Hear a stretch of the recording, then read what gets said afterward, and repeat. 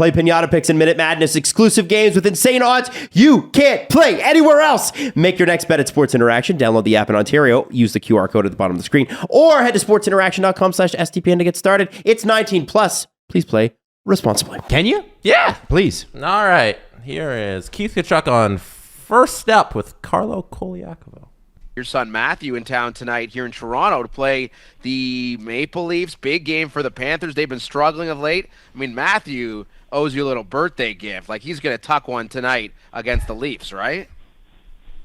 Well, I hope so. I mean, this is do or die for the Panthers right now. So, I watched them the other night, and, I know I'm staying at Brady's house, but Brady's team, they played really well. They'd have some jam, and, I'm a little disappointed in the Panthers. They're a bit, they're a soft team, and they're getting everything they deserve right now. So, Walt, how's it been this year with Matthew's transition to Florida? Obviously, I mean, that's the quote. What? Yeah. Okay. All right. You want a little more? No. No? Okay. Called them a soft team. Here, wait. Do you hear that? What is it? That's the gravitational pull of Toronto. I'm sorry. It is the center of the universe. It's the center of the hockey universe for sure. Sure. It's the center of the NHL universe for sure. Are you saying if he said that on Florida radio, it wouldn't have had the same effect? It literally would not have mattered. I don't know if he'd be invited on a Florida radio station, to be honest with you, unless it's Tampa. There are maybe 5 markets in the league. I think I'm being generous, where it would have had that impact. I will stop treating Toronto like the center of the hockey universe when the rest of the hockey universe stops treating Toronto like the center of the hockey universe. That was a strategic ploy by Keith Tkachuk, and it was brilliant. Mwah! Chef's kiss, no notes. Why? CJ was on the CJ show that I was listening to before this show. Supposedly, people within the Panthers organization are not upset in the slightest that Keith Tkachuk did this, because the Panthers don't get external pressure. They don't get, they don't have fires to put out in their own market. But it's just so weird that this inflammatory quote came out as they're in Toronto to play the Leafs. Isn't it weird how all these weird things seem to happen to teams when they're coming to town and talking to Toronto? I thought it was just the Toronto media making something of it, Steve. With doing their jobs and asking questions. And they're asking about the Brooks Koepka, Aaron Ekblad thing, and Ekblad finally responds to it. And I'm like, did no one ask about this in the week since it happened? Anyway, it was a brilliant ploy to put heat on the Panthers on top of the pressure that they have to make the playoffs. It added pressure to them to make the playoffs. It did. And you might be a Panthers fan listening to this and, I was pressuring them to make the playoffs. Yeah, you were. You were. Most people aren't. So you got to help me understand something, because I have not caught the CJ show yet. So tell me why people within the organization are excited about this. They're excited about it because it gives the Panthers a little dose of what the Leafs have to deal with every damn day. And the Canucks and, it's a bunch of other big teams in the league, or bigger market teams, whatever you want to call it. The Rangers, for sure. The Rangers do. The pressure they get from the Jesse Blake Sports Report alone. Oh, yeah. Is unbelievable. But they've risen to the occasion, you would say. I would say. The thing is that it's one thing to say, yeah, we need to win. Yeah, it's do or die. How about you're friggin' soft? Keith Tkachuk said that about a team that is decidedly not soft. When I first heard that quote, I'm like, okay, that's hilarious. You want to talk about teams in the East that are definitely not soft. The Panthers would definitely make that list. They're a little softer without Sam Bennett there, but Matthew Tkachuk and Radko Gudas alone. Any team that employs Radko Gudas is not, by definition, you can't be. That guy has no interest in the puck. So what's the point then? Why did he do it? To light a fire under them and get them to fucking play hockey, which I don't know. Maybe that's been a struggle for them. Maybe that's why they're still not locked into a playoff spot. And maybe it was somewhat of a message to, I don't want to say it was a message to his son, because I think he would have had that conversation privately. But to me, I gained some respect for Matthew Tkachuk because that Keith Tkachuk quote comes out. And who was the first Panther to take the ice and be a shithead? Matthew. Tkachuk. Well, Radko Gudas and Michael Bunting too. Yeah, but Tkachuk was first. It was every whistle. I tweeted this, and I'm amazed how little pushback I got because people just understand that it's true. Matthew Tkachuk understands something I wish the Leafs would have learned from the Bruins in 2018 and 2019, and they just haven't. Unless you're a complete idiot after the whistle is blown. So you play stops because the whistle is blown. Unless you're a complete idiot, you can do whatever the fuck you want. Yeah. You can shove the guy, give him a little cross Little check, face give him wash, a little bruise. Give him a bruise. Yeah, you can. But you do that. How many shifts do you get in a game? Like 25? Yeah. If you're a top 6 guy, you do that 25 fucking times. You tell me that's not going to needle the opponent. And then multiply that over 7 games. Well, and just like the amount of thinking you need to do and like preparation for your next shift and what went wrong and what went right and what we need to do next time. And so much of that thinking time is taken up by just your hatred of that fucking shithead who just did that to you. Like, the Bruins aren't just a great team, they make you worse. And this is what they pull your focus. Yes, and I know this is Steve's sermon about, how much I appreciate how the Bruins play hockey. Like, please follow them. They've been very successful. I don't know if you've noticed. And Matthew Tkachuk is that to an absolute T.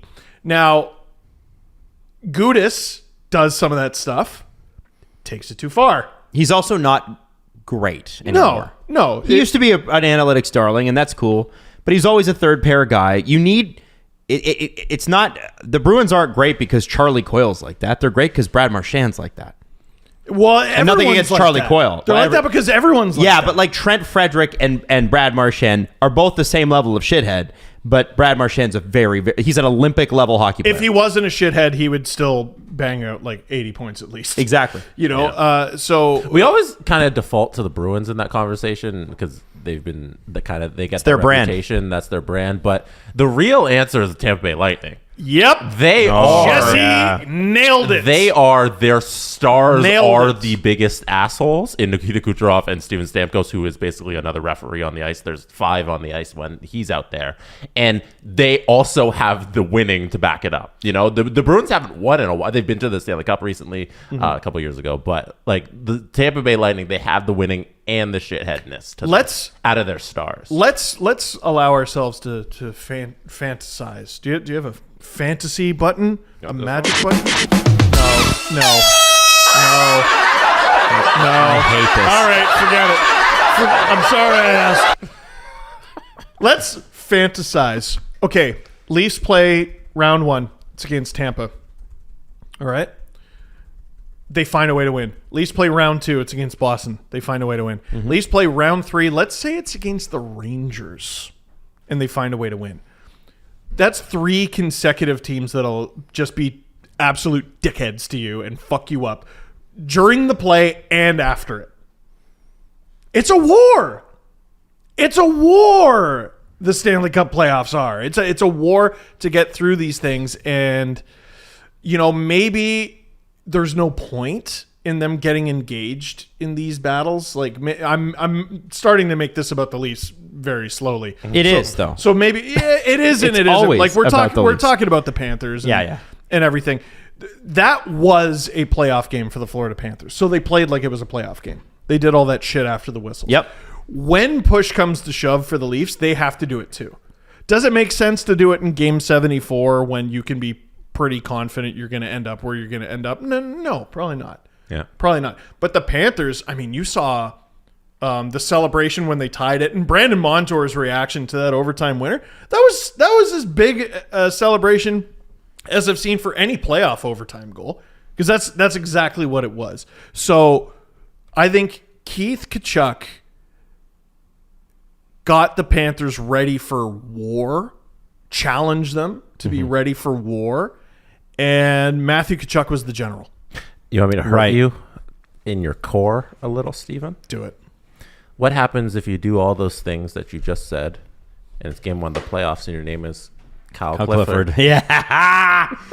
He took it too far. Also, if you want to, did he or No. did they give him too much? no. The suspension was too much. The penalty was fine. You're both wrong. Any team that wants to beat Tampa Bay cannot be starting Kyle Clifford in the first game. That's true. It's Clifford and Simmons. Well, but Simmons, who looked good. But yeah, by the way. Simmons was looking real good, like real good, and he looked good against Florida, like really We'll good. find out. I We'll love when find they out give if he's comparable to Radim Zahorna on Saturday. I love when they gave him the coincidental minor just because his name was Wayne Simmons. And I he was, know. He was What the near hell the was roughing that was that? going on. There's no reason he should have had that penalty. Also, the penalty that Willie drew, I can't remember who the player was, but it was fabricated. It's completely fabricated. Which one was that? I think it was on Carter Verhaeghe. They called him for holding, Oh, yeah. and then the play continues, and Willie trips on Verhaeghe's stick, The and stick that's- then the arm goes up, and he's like, holding, and Paul Maurice goes, that's the funniest Paul Maurice clip. Forget anything that he said after the game and forget him blowing up at his team. This was the funniest clip. He said something along the lines of, "That's fucking horse shit." And then they announced number 23 for holding, and he goes, and you very clearly see in his face, he's like, "What the fuck? That's fucking horse shit." So you saw him say that's fucking horse shit, and then it's not what he thought at all, and he's like, I'm committing. I'm sticking to it. That's horse shit. Because, well, the call made no sense. He was right either way. Yeah. Well, it was a hold, but they did not call it. No, he called the hold because Willie tripped over the stick that fell. Yeah. That's why he got a penalty for holding, because he lost his stick and Willie tripped over it. It's a fabricated penalty. We all saw what happened, and Yeah. then the refs just go and pretend like we didn't. Like television doesn't exist. Like we're in the 1800s and this wasn't broadcast. Like I don't understand what these refs think is happening. The whole family is sitting around a radio the size of a fridge. Like, yeah, I don't get it, man. Do you think that the refs? Do you think the Suck. refs? Sorry. Well, do you think that they care? I don't think they care. They don't act like should. they care. They should care, but I don't think know if they do. I think they're doing their best, but like, Sometimes. you made it up. Okay. You made it up. Okay.